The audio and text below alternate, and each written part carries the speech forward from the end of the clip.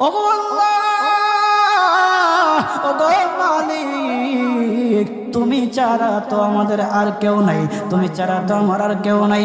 আল্লাহ গো, তুমি যদি মাফ না করো কে আমাকে মাফ করবে?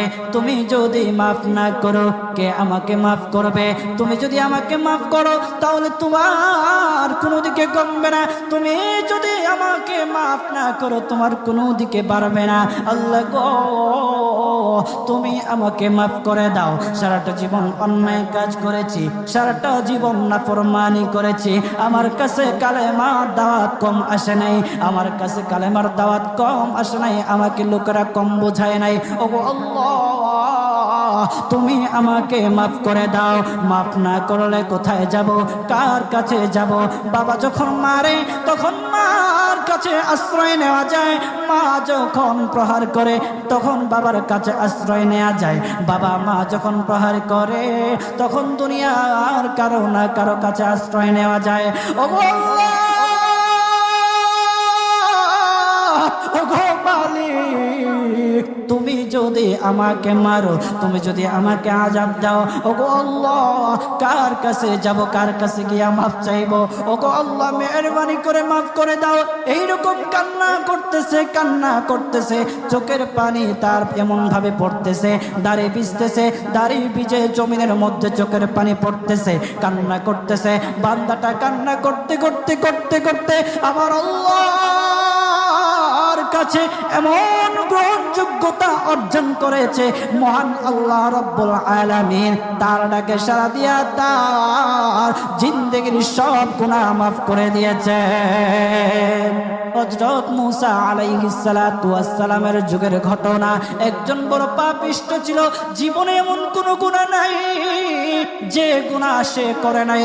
তার গুনার প্রতি অতিষ্ঠ হইয়া, মানুষ তার গুনার প্রতি অতিষ্ঠ হইয়া গ্রামের লোকেরা তাকে হাত পা বেঁধে জঙ্গলের মধ্যে ফেলে দিয়ে আসে। জঙ্গলের মধ্যে থাকতে থাকে, কিছুদিন থাকার পর মালাকুল মউত যখন তার সামনে এসে উপস্থিত, এর আগ মুহূর্তে সে বান্দা আল্লাহর কাছে ডেকে ডেকে বলতেছে, ওগো মালিক, তুমি ছাড়া তো আমাদের আর কেউ নাই, তুমি ছাড়া তো আমার আর কেউ নাই। আল্লাহ গো, তুমি যদি মাফ না করো কে আমাকে মাফ করবে? তুমি যদি মাফ না করো কে আমাকে মাফ করবে? তুমি যদি আমাকে মাফ করো তাহলে তোমার কোনো দিকে কমবে না, তুমি যদি আমাকে মাফ না করো তোমার কোনো দিকে বাড়বে না। আল্লাহ গো, তুমি আমাকে মাফ করে দাও। সারাটা জীবন অন্যায় কাজ করেছি, সারাটা জীবন নাফরমানি করেছি, আমার কাছে কালেমার দাওয়াত কম আসে নাই, আমার কাছে কালেমার দাওয়াত কম আসে নাই, আমাকে লোকেরা কম বোঝায় নাই। ওগো আল্লাহ, তুমি আমাকে মাফ করে দাও। মাফ না করলে কোথায় যাব, কার কাছে যাব? বাবা যখন মারে তখন মার কাছে আশ্রয় নেওয়া যায়, মা যখন প্রহার করে তখন বাবার কাছে আশ্রয় নেওয়া যায়, বাবা মা যখন প্রহার করে তখন দুনিয়ার কারো না কারো কাছে আশ্রয় নেওয়া যায়। ওগো আল্লাহ, ওগো মালিক, তুমি যদি আমাকে মারো, তুমি যদি আমাকে আযাব দাও, ওগো আল্লাহ, কার কাছে যাব, কার কাছে গিয়া মাফ চাইবো? ওগো আল্লাহ, মেহেরবানি করে মাফ করে দাও। এইরকম কান্না করতেছে, কান্না করতেছে, চোখের পানি তার এমন ভাবে পড়তেছে, দাড়ি ভিজতেছে, দাড়ি ভিজে জমিনের মধ্যে চোখের পানি পড়তেছে, কান্না করতেছে। বান্দাটা কান্না করতে করতে করতে করতে আমার আল্লাহর কাছে এমন গ্রহণযোগ্যতা অর্জন করেছে, মহান আল্লাহ রাব্বুল আলামিন তার ডাকে সাড়া দিয়া তার জিন্দেগির সব গুনাহ মাফ করে দিয়েছে। ওই বান্দাটা তাওবা করতে করতে করতে করতে হঠাৎ ইন্তেকাল করে। ইন্তেকাল হওয়ার পরে হযরত মূসা আলাইহিস সালাতু ওয়াস সালামকে মহান আল্লাহ বলে দিতেছে পয়গম্বর মূসা, ও দুস্থ, দেখো অমুক জঙ্গলে আমার একটা পাগলা আশেক, আমার পাগলা একটা আশেক মারা গেছে, ওই আশেকটার জানাজা তুমি পড়াও, দাফন কাফনের ব্যবস্থা করো। ও মূসা, আর তুমি একটা ঘোষণা দিয়ে বলে দাও, একটা ঘোষণা দিয়ে দাও মূসা রে, ও মূসা, তুমি ঘোষণা দিয়ে বলে দাও যে আমার এই বান্দার জানাজার নামাজ অংশগ্রহণ করবে, মহান আল্লাহ তার জীবনের সব গুনাহ মাফ করে দিবে। আল্লাহু আকবার।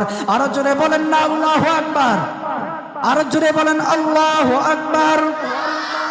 হাত উঠায়া বলেন আল্লাহু আকবার, আল্লাহু আকবার। মুসলমান বাবাজি, গভীর মনোযোগ।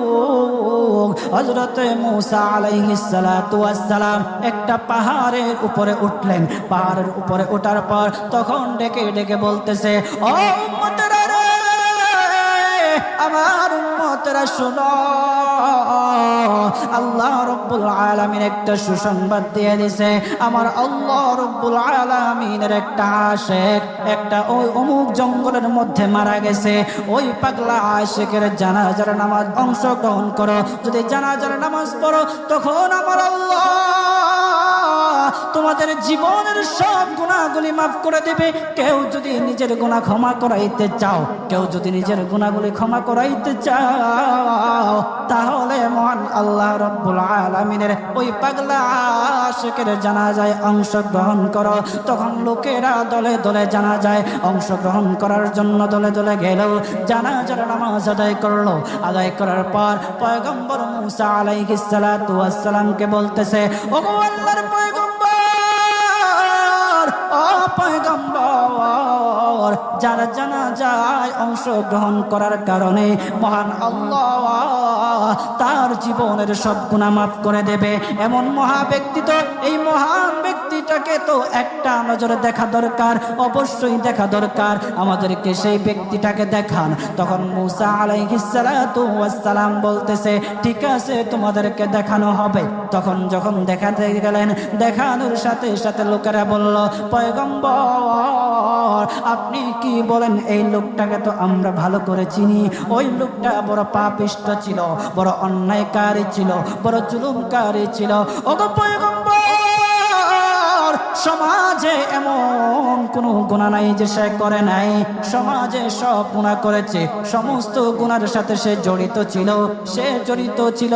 তার গুনার কারণে, তার গুনার কারণে আমরা অতিষ্ঠ হইয়া তার হাত পা বেঁধে আমরা তাকে জঙ্গলের মধ্যে ফেলে দিয়ে আসি।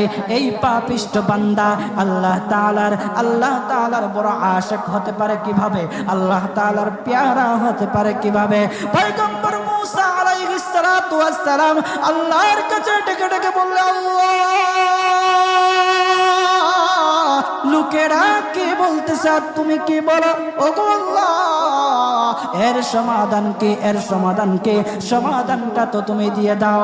আল্লাহ রব্বুল আলামিন পয়গম্বর মূসা আলাইহিস সালাতু ওয়াস সালামকে সমাধান দিয়েছে। বলতেছে, ও মূসা, দুষ্ট রে, ও দুষ্ট, তারা যা কথা বলেছে, লোকেরা যে কথা বলেছে সত্য বলেছে, আমি আল্লাহ যা বলেছি তাও সত্য বলেছে।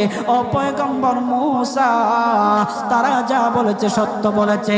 ওই বান্দা বড় পাপিষ্ঠ ছিল, ওই বান্দা বড় অন্যায়কারী ছিল, কিন্তু শেষ বয়সে আইসা তার হাত পা যখন বেঁধে, তার হাত পা বেঁধে যখন লোকেরা জঙ্গলের মধ্যে ফেলে দিয়ে আসলো, তখন সে আমার কাছে এমন ভাবে কান্নাকাটি করা শুরু করে দিয়েছে, এমন ভাবে তওবা করা শুরু করে দিয়েছে।